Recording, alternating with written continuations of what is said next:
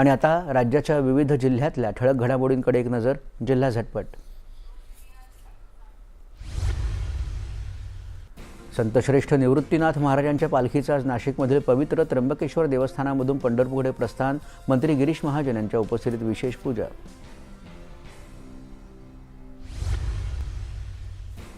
जालन्यात देवदर्शनाला निघालेल्या मित्रांच्या गाडीचा भीषण अपघात.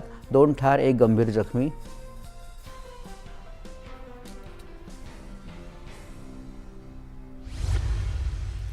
अहिल्यानगर जिल्ह्यातील श्रीरामपूर तालुक्यातील नामांकित 27 कंपन्यांच्या तब्बल 350 जैविक खतांवर घालण्यात आली बंदी. कृषी सेवा केंद्रांनी ही खतं विकल्यास गंभीर स्वरूपाचे गुन्हे दाखल करण्याचा कृषी अधिकाऱ्यांचा इशारा.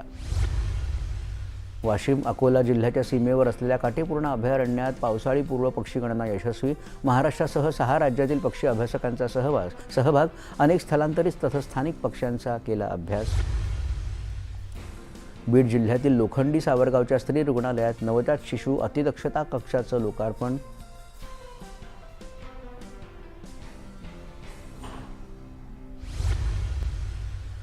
स्मार्ट, सुंदर, विकसित धुळे घडवण्यासाठी शहरात विकास कामांचा धडाका. ओसाड जागेवर उभी राहिलेली सुलेखन गार्डन आणि सरस्वती उद्यान या दोन्ही उद्यानांचं लोकार्पण. जालना जिल्ह्यात कोकडा रोगाचा मिरची पिकाला फटका. शेतकऱ्याची 1 एकर उभी रोगानं केली उद्ध्वस्त.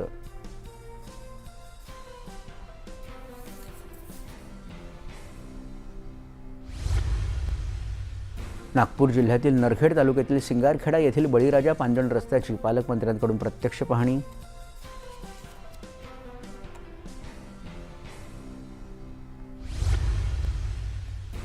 चंद्रपूर महामार्ग पोलिसांच्या तत्परतेनं वाचले ठेकेदाराचे प्राण. हृदयविकाराचा झटका आल्यावर वेगाने रुग्णाला इस्पितळात पोहोचवून देवदूत ठरले महामार्ग पोलीस.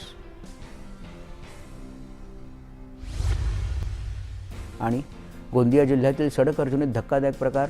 मुरुम उपसा करताना मनोरंजनासाठी पोकलांच्या बकेटमध्ये मुलांची सैर. सुरक्षा नियमांकडे दुर्लक्ष झाल्याची शक्यता व्यक्त. पुढील बातम्यांकडे.